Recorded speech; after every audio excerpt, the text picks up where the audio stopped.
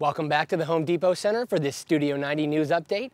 The U.S. men's national team back in action following a 5-day break after their 3-2 victory against Sweden on January 24th.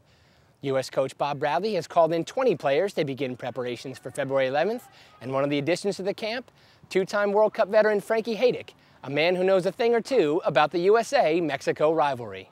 As everyone knows, it's pretty much our biggest rival, so we're expecting nothing less than a battle. It's the same thing every time against them. It's who comes out and fights the hardest and wins the second balls, and who's prepared to fight for the guy next to him.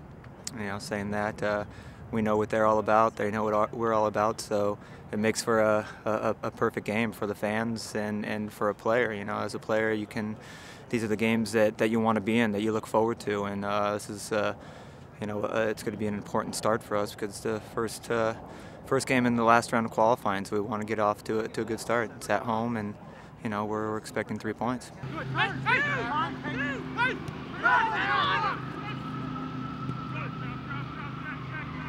Getting soccer fit again. As the first training I had today in a while, and on grass, and not in the 10-degree weather, and it's beautiful sunny Southern California, and 75 degrees, and got a smile on my face. Saying that, I still have some work to do to get myself back soccer fit, and hopefully I can accomplish that in the next week here. All the guys here are well fit and are buzzing and flying around, so it's a good challenge. We're down here on the David Vanoli Field at the U.S. Soccer National Training Center, where the women's national team continues their January training camp. One player all fans are excited to see back on the field, forward Abby Wambach. The striker broke her leg against Brazil prior to the 2008 Olympics, and now with 99 goals heading into 2009, Abby spoke to us about her progress on returning. Caught me on a good day. Today was my first full day of training. We've been here for over a week, and it's been up and down. I practiced the first day pretty hard. I was kind of ignoring any sort of discomfort I was having and couldn't walk for 3 days. So taking it slow, taking small steps, and doing what I can. It's kind of the way leg breaks or this kind of injury goes. It's sometimes two steps forward, 1 step back.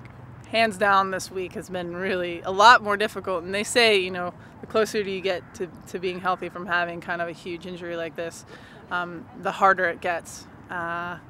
You can't argue when bones are literally broken. They're no longer broken. It's just now muscle tone and strength. Getting used to running and the repetitive motion of foot striking. So, and then aside from that, learning how to play soccer again. It's been interesting, that's for sure. Every so often, I'll do something really well in the field, or I'll see something that some of the girls are doing or working on, and it's just great to be back. This is my extended family, so I missed them for 6 months, and they went off into huge things and winning the gold medal, and then having the celebration tour, and so they're all, they've all been spending so much time together, and I just feel like I'm just catching up on some of the stories and stuff, so it's great. All right. Thank you, ladies.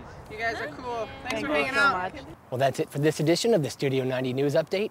Make sure you follow along as the U.S. closes in on their World Cup qualifier against Mexico, live from Columbus Crew Stadium on February 11th at 7 p.m. Eastern Time.